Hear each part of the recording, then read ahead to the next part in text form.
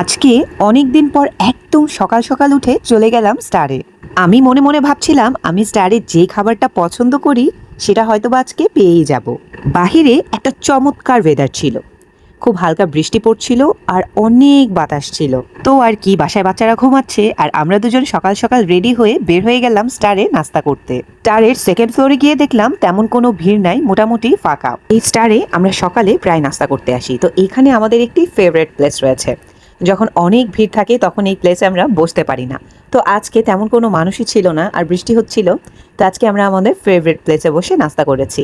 ঠিক জানালার পাশে খুব সুন্দর একটা ভিউ, রাস্তা পুরোটা দেখা যাচ্ছে এবং অনেক গাড়ি যাওয়া আসা করছে। তো এইরকম একটি ভিউতে বসে নাস্তা করতে কিন্তু ভালোই লাগে। ইউজুয়াল আমরা অর্ডার প্লেস করে অনেকক্ষণ বসেছিলাম। কম্পারেটিভলি সেই দিন একটু বেশি বসতে হয়েছিল। যখন তাদের অনেক রাশ থাকে তারা নাস্তাও খুব তাড়াতাড়ি প্রোভাইড করে, আর সেই দিন স্টারটা মোটামুটি খালি ছিল, তো সেই তুলনায় নাস্তাটা দিতে একটু দেরি হয়েছিল। আর এর মেনুর মধ্যে আমার সবচেয়ে ফেভারিট হচ্ছে খাসির পায়া। তো যেই ভাবা সেই কাজ, সেদিন মানুষ কম ছিল, সেই দিন আমরা খাসির পায়া চটজলদি করে পেয়ে গিয়েছি। আর সাথে ছিল মুরগির স্যুপ, যেটা আমার হাজব্যান্ড অর্ডার করেছেন। সাথে আমরা একটা ভাজি অর্ডার করেছিলাম, আমরা না, লাইক আমার হাজব্যান্ড, কারণ স্টারের ভাজি, স্টার কেন, কোনো হোটেলের ভাজি আমার ভালো লাগে না। বিশেষ করে মিক্সড ভেজিটেবল ভাজি কেন জানি আমার ভালো লাগে না। তো যাই হোক, তাও একটা অর্ডার করেছি যেহেতু আমার হাজব্যান্ড পছন্দ করে। তো ফার্স্টে আমার পায়া আসতে লেট হচ্ছিল, তাই আমি আগে ভাজিটা দিয়েই খাওয়া শুরু করেছি। আর সাথে ছিল গরম গরম মুচমুচে পরোটা। স্টারের এই স্পেশাল পরোটাগুলো আমার কাছে খুব ভালো লাগে, খেতেও খুবই মজা লাগে। তো যাই হোক, ভাজির সাথে আমি একটু কাঁচা পেঁয়াজ নিয়েছিলাম। এটা একটু এখানে আমি বলতে চাই যে আমি আগে কাঁচা পেঁয়াজ একদম খেতে পারতাম না, বাট রিসেন্টলি ইয়াস, আমার অভ্যাস হয়েছে এবং আমি কাঁচা পেঁয়াজ খেতে খুব পছন্দ করি। তো যাই হোক, টেস্টি নাস্তাগুলো আমরা দুজনে মিলে একসাথে গল্প করলাম আর খেলাম। প্রত্যেকটা আইটেমে ছিল বেশ গরম। মুচমুচে পরোটা দিয়ে গরম গরম পায়া আর মুরগির স্যুপ খেতে দারুণ লাগছিল।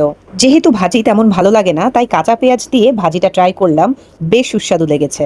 নাস্তার আইটেমের জন্য আমার কেন জানি মনে হয় স্টার হচ্ছে বেস্ট। এখন অনেক নতুন নতুন হোটেল হয়েছে, তো বেসিক্যালি আমার স্টারেই প্রায় যাওয়া হয়, ঘুরে ফিরে উইকেন্ডে আমার স্টারই দেওয়া হয়, অন্যান্য হোটেলে তেমন যাওয়া হয় না। তো নেহারি খাওয়ার পাশাপাশি আমি ভাজি আর মুরগির স্যুপটাও ট্রাই করলাম। নেহারির কোয়ান্টিটিটা বেশ ছিল, এই এক বাটি দিয়ে কিন্তু দুজন অনায়াসে খাওয়া যায়। কিন্তু আমি যেহেতু আমার সাথে আমার হাজব্যান্ড অল্প একটু শেয়ার করেছে, আমার সাথে আর কেউ খাওয়ার ছিল না, আমি সম্পূর্ণটা খেয়ে শেষ করেছি। তো টেস্টটা কিন্তু ছিল একদম পারফেক্ট, খুব যে ঝাল তা না, আবার একটু মিষ্টি মিষ্টি সেটাও বলবো না, একদম ব্যালেন্সড একটা টেস্ট ছিল। বাহিরের এত পরোটা সাধারণত আমি খাই না, বাহিরের পরোটা একদম ভালো লাগে না। ইদানিং যেটা খেয়ে থাকি সেটা হচ্ছে ফ্রোজেন পরোটা, কিন্তু সেই দিন স্টারে আমি দুটা পরোটা খেয়েছি। নাও ইটস টাইম ফর টি। আমার হাজব্যান্ড অর্ডার করেছে রং চা আর আমি অর্ডার করেছি দুধ চা। অ্যাজ ইউজুয়াল দুধ চা আমার খুব ফেভারেট, প্রতিবারই বলি যে ছেড়ে দিব বলেও মানে ছাড়া হয় না। তো আর কি, শেষের দিকে আমরা দুজনে মিলে চা খাচ্ছিলাম আর গল্প করছিলাম। সত্যি কথা বলতে গল্পের থেকে বেশি মোবাইল দেখা হচ্ছিল।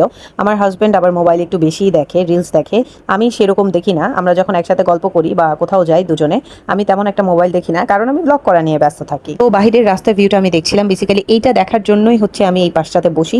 স্টারে আসলেই আমি জায়গা খালি থাকলে এই পাশটাতে বসি।